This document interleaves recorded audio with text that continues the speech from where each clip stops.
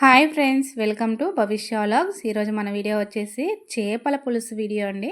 ఆంధ్ర స్టైల్లో అదిరిపోయేలా ఎలా చేయాలో చూసేద్దాం ఫ్రెండ్స్. ఇంకెందుకు ఆలస్యం, ఇక్కడ స్పెషల్ ఏంటంటే ఈ చేపల కూర ఇక్కడ చూస్తున్నారా, ఇడ్లీలకైతే తింటున్నానా ఫ్రెండ్స్, చాలా బాగుంది.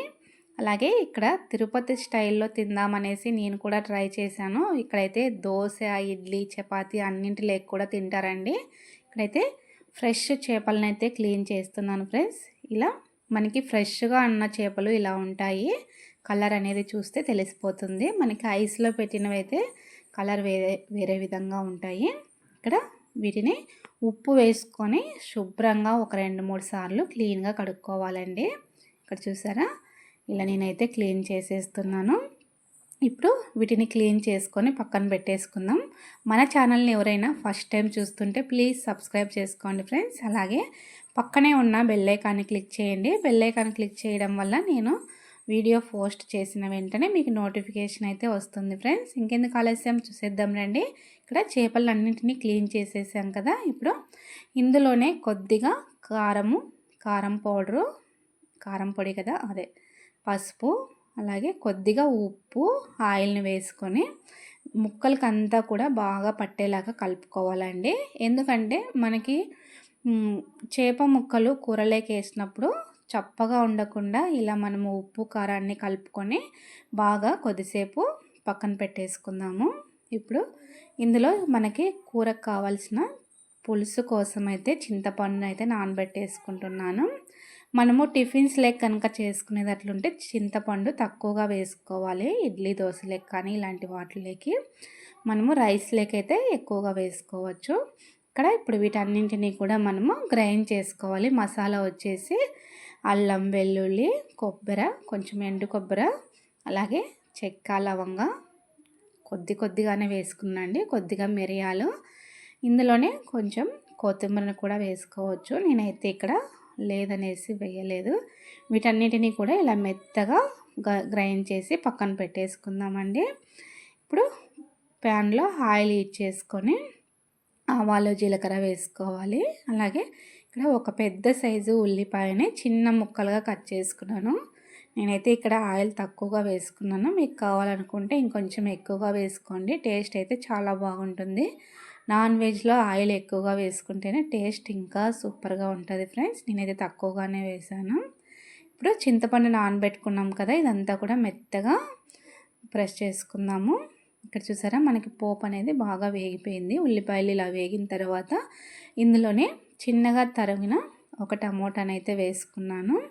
టమోటా కూడా కొంచెం మెత్తబడిన తర్వాత ఇప్పుడు ఇందులోనే పసుపు, మనకు పులుసుకు తగినంత ఎండు కారం పొడి వేసుకోవాలి.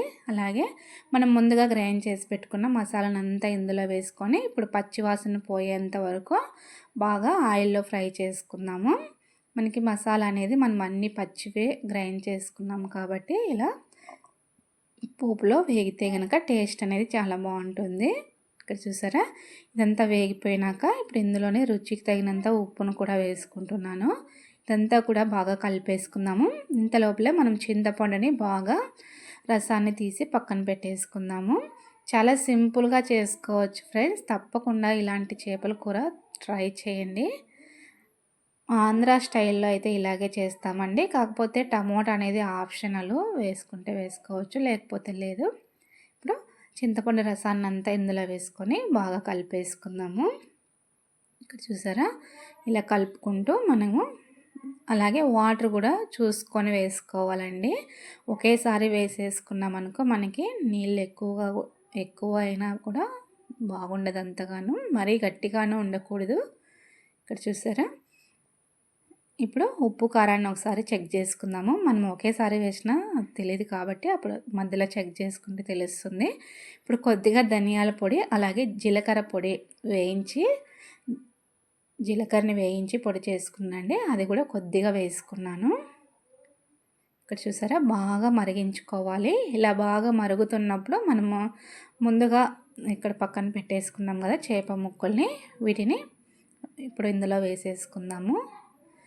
చూస్తున్నారు కదా ఫ్రెండ్స్, చాలా అంటే చాలా సింపుల్గా చేసేసుకోవచ్చండి. కాకపోతే మనకు ఈ పులుసుకు తగినంత ఉప్పు కారం అయితే చాలా బాగా వేసుకోవాలండి.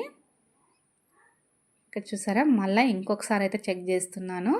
మనం ఆల్రెడీ ముక్కల్లో కూడా కొంచెం ఉప్పు కారాన్ని వేసుకున్నాం కదా, వీటన్నిటిని చూసుకొని చివర్లో అడ్జస్ట్ చేసుకోవాలి. ఇప్పుడు ఇందులోనే ఫిష్ కర్రీ మసాలా పౌడర్ వస్తుంది కదా, అది కూడా కొంచెం వేసుకున్నాను. ఇప్పుడు టోటల్గా వీటన్నిటిని ఇంకా లాస్ట్లో మిక్స్ చేసేసి వీటిపైన మూత పెట్టేసుకొని సిమ్లోనే ఉడికించుకుందామండి. మనకు చేపలు అనేది లో ఫ్లేమ్లో పెట్టుకొని కొంచెం బాగా కుక్ చేసుకోవాలి. అప్పుడే మనకు ఉప్పు కారం అనేది పీసెస్కి అనేది పడుతుంది. ఇంకా ఫైనల్లీ కొత్తిమీర చల్లేసుకున్నాం అనుకో, వేడి వేడి చేపల పులుసు అయితే రెడీ అయిపోతుంది ఫ్రెండ్స్. ఇంకెందుకు ఆలస్యం, తిందాం రండి. ఇక్కడ నేను ఇడ్లీ, చపాతీ, రైసు మూడింటిలోకి కూడా ట్రై చేశాను. చాలా బాగా ఉందండి. తప్పకుండా మీరు కూడా ట్రై చేయండి ఫ్రెండ్స్. అలాగే మన వీడియో కనుక నచ్చితే మీ ఫ్రెండ్స్కి, రిలేటివ్స్కి షేర్ చేయండి. తప్పకుండా లైక్ చేయడం మాత్రం మర్చిపోద్దండి ఫ్రెండ్స్. Thank you for